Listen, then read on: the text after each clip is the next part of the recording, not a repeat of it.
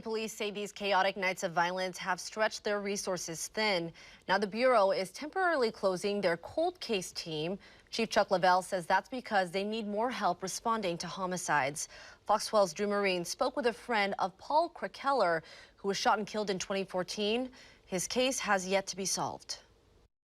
This summer marks 8 years since 19-year-old Paul Krekeller, known by friends as Paul Miller, was shot and killed in southeast Portland. Paul Miller is a legend, and he always will be. If you looked at all his friends, he was a caretaker over a lot of people. All these years later, family and friends like Kemper Woodruff are still dealing with unanswered questions like who could have done this. Even Crime Stoppers of Oregon offered a $2,500 reward last July for any information that'll lead to an arrest. Oh, that's torture. What about the future that this person had that they weren't able to truly live out?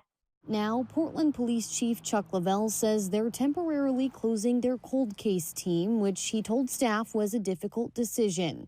He says he hopes to restaff it when they have more resources. It's devastating to the people who are affected by this. You know what I mean? To a mother that has nothing but a jersey to hug and say that she loves each day. In an email sent to employees, Chief Chuck Lavelle says having only 18 homicide detectives is not sustainable with the number of homicides they're responding to. He goes on to say because of that, they'll be taking a sergeant and 6 detectives from different teams to create a third homicide detail, which includes the sergeant of the cold case team. Woodruff understands police are in a tough position right now, but says this move feels counterproductive. While this news is painful for families waiting for justice, Woodruff says this could be a problem for the community at large, too. What happens when it's your best friend?